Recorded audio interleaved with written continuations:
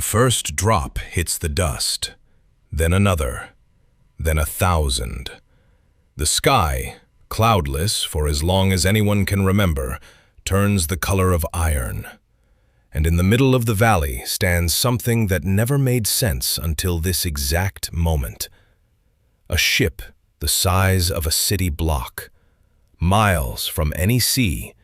Somewhere in the crowd, a laugh catches in someone's throat and doesn't finish.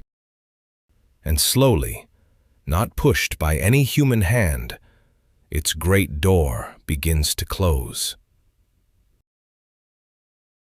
Every story we tell is really a story about you. So let me ask you something. Have you ever obeyed God when it made absolutely no sense? Kept a conviction everyone around you mocked? Stayed faithful so long, with so little to show for it, that you started to wonder if God had simply forgotten you? The man inside that ship knew that feeling for 120 years. And buried in his story is a single sentence, 4 words in the original telling, that changes everything about how God handles the people he seems to have forgotten. Almost everyone reads right past it. By the end of this story, you won't. But first, we have to go back. Back before the rain. Back 120 years.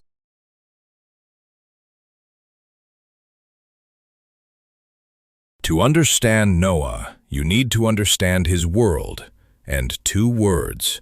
The world of Genesis 6 had gone dark, violence everywhere, every intention of every heart bent toward evil. That's how the scripture describes it. Darkness wasn't the exception anymore, it was the culture, and in the middle of it, one man. The first word you need, righteous. When Genesis calls Noah righteous, it doesn't mean perfect, it means right with God, walking with him, daily, quietly, when literally no one else did. The second word, covenant, a binding promise. Remember it, because this story doesn't end with a flood, it ends with a covenant, and that changes what the whole story means. One righteous man, one dark world, and then God spoke. God told Noah what was coming and what to do. Build an ark, a ship longer than a football field, 3 decks high, exact dimensions, exact materials. There was just one problem. There was no sea, no lake, no river big enough, and no rain. Some scholars believe rain itself may have never fallen. So picture the first day. An old man drags a beam of gopher wood into an empty field under a blazing blue sky. His neighbors stop. They squint. "Noah, what are you building?" "A ship." "For what water?" And the laughing started. It would not stop for 120 years. You know a version of this, being the only one in the room holding your conviction. The one who won't cut the corner, won't join the joke, won't quit the calling nobody understands. The eye rolls, the "still doing that?" comments. Noah lived that, not for a season, for a lifetime. Summers where the tar burned his hands, winters where the beams froze, years where the only sound was his own hammer and the laughter. His sons were born beside that ship. They grew up beneath its ribs. The ark was older than his children. And here's what should stop us. In all those years, the scripture never once records God speaking to him again about it. No progress reports from heaven, no encouragement committee, just the last instruction and a very long silence. Which raises the question you've probably asked in your own long silence. God, are you still there? Do you still see me? Hold that question, because the answer is coming, and it's those 4 words. And then, After 120 years, everything moved at once. The animals came, not herded, not hunted. They came, pairs of them, streaming across the plains toward the ark like iron filings to a magnet, obeying something older than instinct. The neighbors watched lions walk peacefully past their doors, and still they laughed. Every creature came, right down to the birds circling out of a clear sky, a gathering no one alive had ever seen and no one alive would see again. Noah led his family up the ramp, his wife, his 3 sons, and their wives. One by one, they climbed the ramp their own hands had built, into the ship they had spent a lifetime being mocked for. 8 people out of a whole world. At the threshold, Noah turned back once, for the valley he had preached to for 100 years, and would never stand in again. And then Genesis records one of the quietest, most staggering details in the whole Bible. And the Lord shut him in. Noah didn't close that door. God did. Sit with that. The hardest part of obedience, the final shutting of the door on an old world, an old life, old voices. God did it himself. Some doors in your life didn't close because you failed. They closed because He was sealing you in for what was coming. And then we're back where we began. The first drop hits the dust. Only this time, you know what it costs to be inside. The springs of the deep burst open. The windows of heaven pour. 40 days, 40 nights. Inside, darkness, the roar of water on wood, the animals restless, his family holding each other as the whole ship shudders and lifts. The ground they had walked their entire lives, gone beneath them. Outside, the world that laughed for 120 years went silent.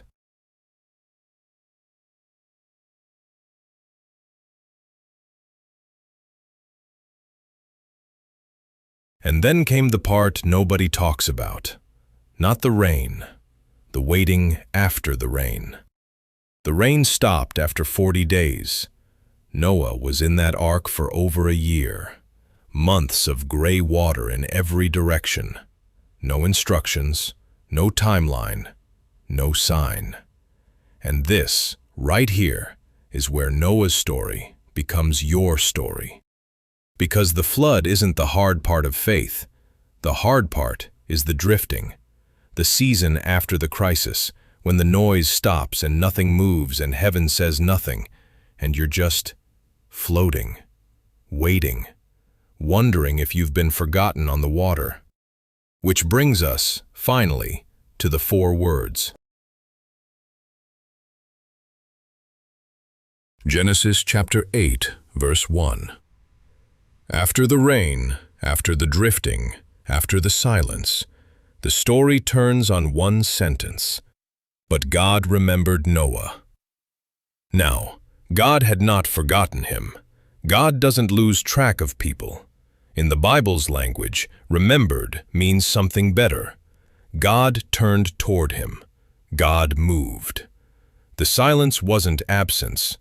All along, the silence was a held breath before action. A wind swept the waters. The flood began to recede.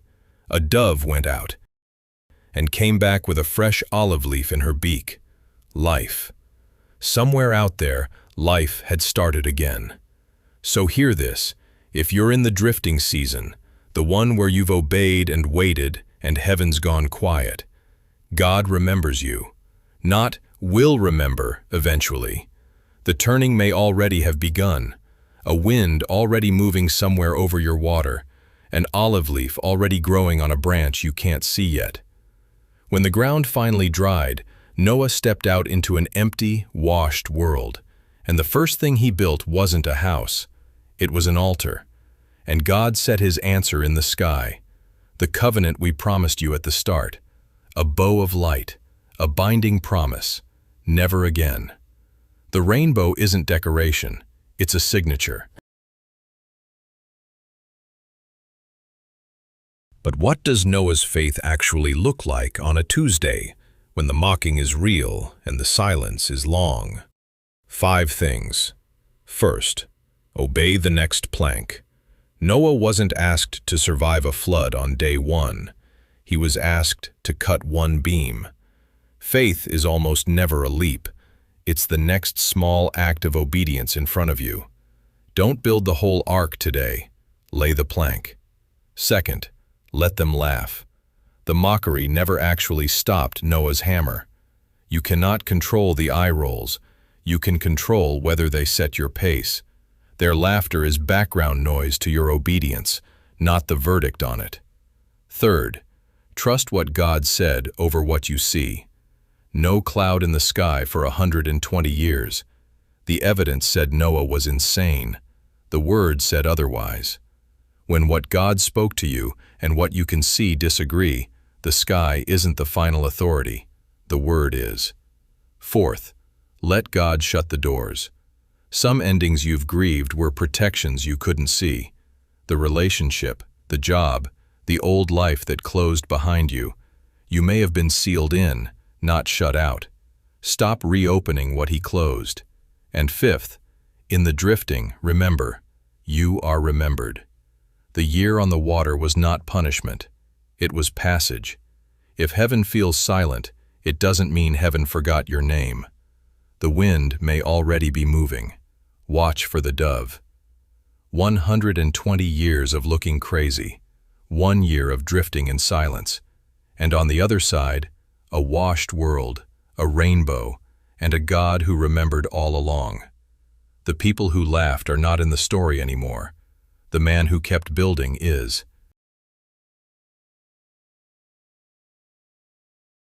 Because every story we tell is really a story about you. If you're in your own 120 years right now, building something nobody understands, waiting on water that hasn't moved, you're not alone, and I'd love to hear it. Comment below. What are you building, and what's helped you keep going? Your story might be the olive leaf someone else needs tonight. If this moved you, subscribe and give it a like. It helps these stories reach the people drifting on quiet water. And if you want to carry this further, our 30-day family Bible devotional journal turns stories like Noah's into daily reflections and prompts you can actually live out. The link's in the description. Thank you for being here. We'll see you in the next story.